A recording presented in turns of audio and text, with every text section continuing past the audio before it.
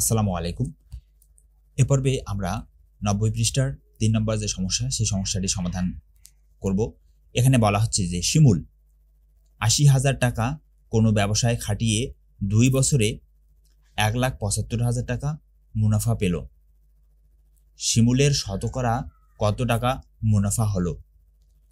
এইবার এই অঙ্কটাতে আমাদেরকে শতকরা কত টাকা মুনাফা অর্থাৎ মুনাফার হার আমাদের বের করতে হবে।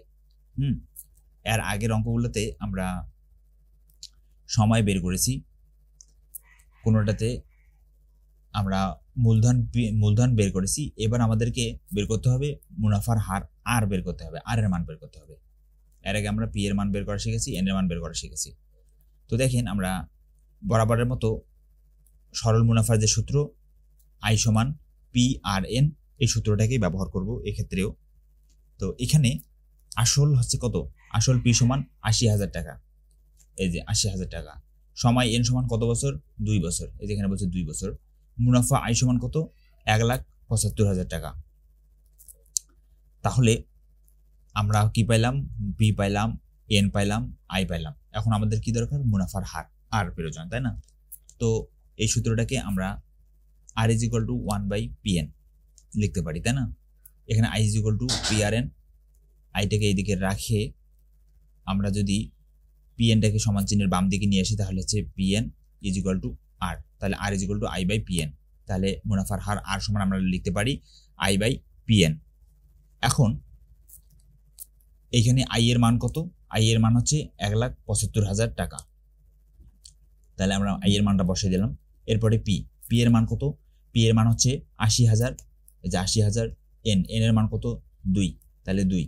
এখন এই সবগুলো অংশে যদি আমরা সমাধান করি, দেখেন এখানে উপরে আমাদের 3টা শূন্য আছে, এই 3টা শূন্য, এই নিচে 3টা শূন্য যদি আমরা কেটে দেই, তাহলে কি থাকতেছে? উপরে থাকতেছে ১৭৫, নিচে থাকতেছে এখানে ৮০, আর এখানে থাকতেছে 2, তাহলে ৮০ গুণ 2। দেখেন এই যে শূন্যগুলো আমরা কাটতেছি, আসলে এগুলো কাটার কোনো দরকার নেই, আমরা বোঝার সুবিধার্থে এগুলো কেটে দিচ্ছি। আপনারা অঙ্ক করার সময় এগুলো কাটবেন না, না কাটলে সৌন্দর্যটা বেশি দেখায়।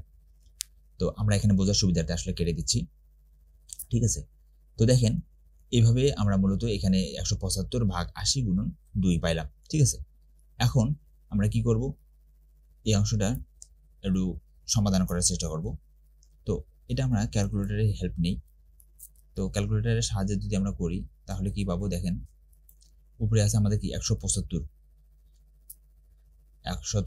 তাহলে ১৭৫ ভাগ হচ্ছে আমাদের কত? ৮০ গুণন 2, তাই না?